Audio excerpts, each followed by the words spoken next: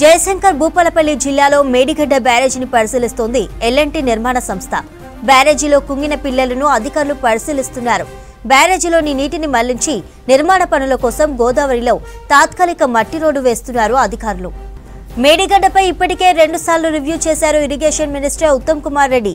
అసెంబ్లీలోనూ మేడిగడ్డ కుంగుబాటుపై ఉత్తమ్ సీరియస్ అయ్యారు. Irrigation LNT అధికారులతో సమావేశమయ్యారు. ఎవరిని వదిలిపెట్టమని వార్నింగ్ ఇచ్చారు ఉత్తమ్. ఇదే ఇష్యూపై మరిన్ని డీటెయిల్స్ మంచిర్యాల నుంచి రాజు అందిస్తారు. రాజు, మేడిగడ్డ బ్యారేజ్ దగ్గర అధికారుల పర్యటనకు సంబంధించి అప్డేట్స్ ఏంటి? కాళేశ్వరం ప్రాజెక్టులోని అత్యంత కీలకమైన మేడిగడ్డ లక్ష్మీ బ్యారేజ్ వద్ద పిఎస్ కుంగిపోయాయి. కుంగిన పిఎస్ వద్ద బ్యారేజ్ నిర్మించినటువంటి ఎల్ఎన్టీ కంపెనీకి సంబంధించినటువంటి అధికారులు, ఇరిగేషన్ ఇంజనీర్లు కూడా వాళ్ళు అక్కడ పరిశీలించారు. అక్కడ ప్రస్తుతానికైతే పనులు చేస్తున్నారు. అక్టోబర్ 21వ రోజున ఇటు మేడిగడ్డ లక్ష్మీ బ్యారేజ్ సంబంధించినటువంటి 19, 20, 21 3 పిల్లర్లు కుంగిపోయాయి. ఇది పెద్ద సెన్సేషన్ అయింది. ఎందుకంటే అప్పటి గత ప్రభుత్వము, బీఆర్ఎస్ ప్రభుత్వం చాలా అత్యంత ప్రతిష్టాత్మకంగా తీసుకొని నిర్మించినటువంటి కాళేశ్వరము ప్రాజెక్టు చాలా నాణ్యతతో కట్టామని చెప్పారు. సో అంత నాణ్యతతో అన్ని కోట్లు ఖర్చు పెట్టి కట్టినటువంటి కాళేశ్వరం ప్రాజెక్టు మేడిగడ్డ బ్యారేజు కుంగిపోవడంపై పెద్ద ఎత్తున కూడా విమర్శలు వచ్చాయి. మొదటి నుంచి కూడా కాళేశ్వరం ప్రాజెక్టు అవినీతితో నిర్మించాలని, నాణ్యత లోపం ఉందని కూడా ప్రతిపక్షాలతో పాటు ఇరిగేషన్ ఎక్స్పర్ట్స్, మేధావులు కూడా అంటున్న వాటి మాటలకు ఆ రోజు అక్టోబర్ 21 రోజు కుంగిపోయినటువంటి పిల్లలు నిజమని చెప్పాయి.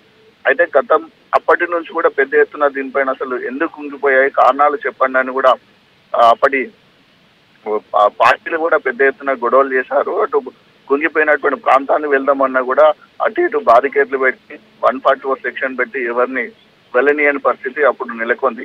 ఎలక్షన్స్ ముందు జరిగినటువంటి పరిణామంతో అప్పటి ప్రభుత్వం కంప్లీట్ గా అటువైపు ఎవరిని వెళ్లకుండా నిర్బంధానికి గురి చేసింది. సో ఇటీవల కొత్తగా వచ్చినటువంటి కాంగ్రెస్ ప్రభుత్వము అటు అసెంబ్లీలో ప్రత్యేకంగా మాట్లాడుతుంది. కాళేశ్వరం ప్రాజెక్టు అవినీతిపై ఎంక్వైరీ చేస్తామని ప్రతిరోజు కూడా డిస్కషన్ జరుగుతున్న నేపథ్యంలో ఎల్ఎన్టీ అధికారులు, అక్కడ ఉన్నటువంటి సిబ్బంది కూడా ప్రస్తుతానికైతే పనులు చేస్తున్నారు. 19, 20, 21 పిల్లల వద్ద గేట్లను నీటిని అటు మలుస్తున్నారు. కాపర్ డ్యాం పనులు చేస్తున్నారు. ఎందుకంటే ఇటు తెలంగాణ వైపు నుంచి కాకుండా అటు మహారాష్ట్ర వైపు ఉన్నటువంటి పోచంపల్లి గ్రామం నుంచి అక్కడ కట్ట నుంచి కూడా అక్కడ ర్యాంపు చేశారు. ఆ ర్యాంపు నుంచి పెద్ద పెద్ద జేసీబీ మిషన్స్ ను, వేరే లారీలను, టిప్పర్లను కూడా నది లోపలికి పంపిస్తున్నారు. నది లోపలికి పంపిస్తే అక్కడ ప్రస్తుతానికైతే మట్టిని పోస్తున్నారు. ఇసుకను తీస్తూ మట్టిని పోస్తున్నారు. పెద్ద పెద్ద టిప్పర్ల సాయంతో మట్టిని తరలిస్తూ పాత కట్టను పునరుద్ధరిస్తున్నారు. కాపర్ డ్యాం పూర్తయిన తర్వాత ఇది 7వ బ్లాక్ లో ఉన్నటువంటి 19వ పిల్లర్ వద్ద నీటిని అక్కడికి వెళ్ళనీయకుండా కిందికి పంపిస్తున్నారు. ఎందుకంటే ఇటీవల కాలంలో ఎల్ఎన్టీ సంస్థ కూడా మాకు నిర్మాణ బాధ్యతలు అప్పచెప్పిన తర్వాత దాని మెయింటెనెన్స్ అప్పచెప్పలేదు, రిపేర్ చేయమని కూడా వాళ్ళు ప్రకటన చేసిన నేపథ్యంలో తిరిగి ఎల్ఎన్టీ సంబంధించినటువంటి వర్క్స్ అధికారులు అక్కడ పని చేయించడం జరుగుతుంది.